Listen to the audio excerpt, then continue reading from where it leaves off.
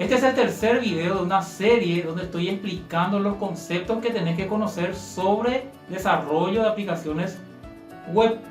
Entonces, si no viste el video 1 y video 2 donde hablo sobre front-end y back-end, accede primero a esos videos para poder después entender de qué se trata esta serie que te estoy explicando. El día de hoy voy a explicarte específicamente sobre los conceptos de banco de datos o base de datos, que es el tercer elemento que hace parte, de nuestra aplicación.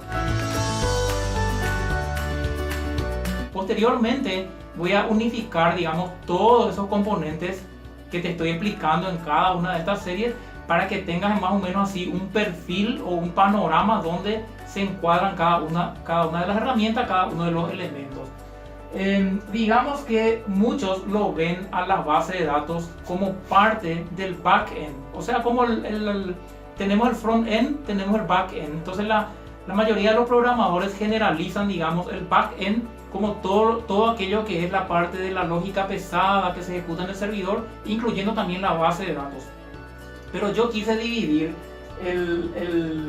la base de datos porque la base de datos en sí, también es un componente que conlleva el aprendizaje de varias herramientas y varios lenguajes. Entonces, esos lenguajes podrían ser, por ejemplo, el MySQL, el SQLite, el Mongo y el Postgres. Por supuesto que existen más herramientas como el SQL Server, el Oracle. Existen varios motores de base de datos que lo puedes utilizar.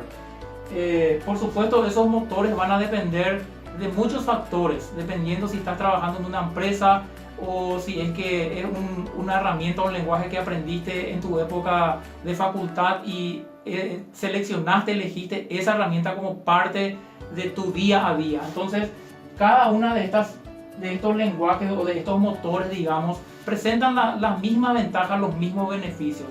Algunos tal vez tengan ventajas que otros no tengan, pero así también tendrán sus desventajas, porque las bases de datos también están orientadas hacia un público o hacia un foco o cumplir una finalidad específica. Entonces siempre tenés que analizar para qué objetivo querés crear la base de datos y en base a ese objetivo ver cuál de los motores es el que mejor se adapta a ese fin que querés ejecutar.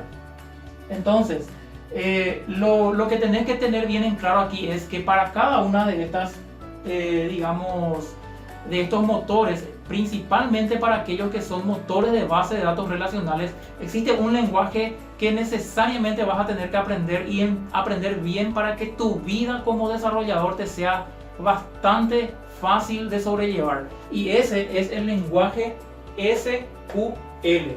El lenguaje SQL es un lenguaje estándar de consultas, pero que también sirve para insertar, modificar, eliminar de bases de datos relacionales. Pero lo bueno de todo esto es que los motores no relacionales también utilizan comandos SQL.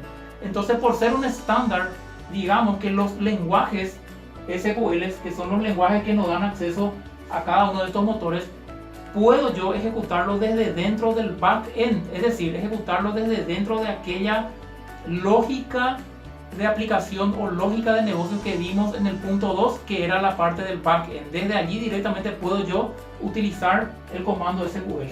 Otro de los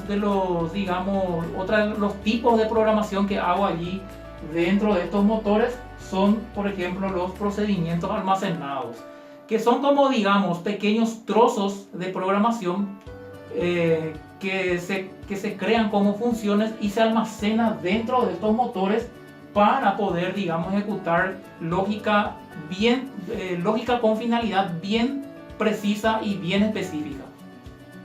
Y uno de los puntos que hoy en día más se está utilizando son los motores de base de datos no relacionales o documentales, también denominados como NoSQL, ¿verdad? Un poco con controversia con lo que les había comentado, pero que utilizan el tipo de datos en formato JSON, el cual también está siendo bastante aceptado hoy en día por la comunidad de los desarrolladores.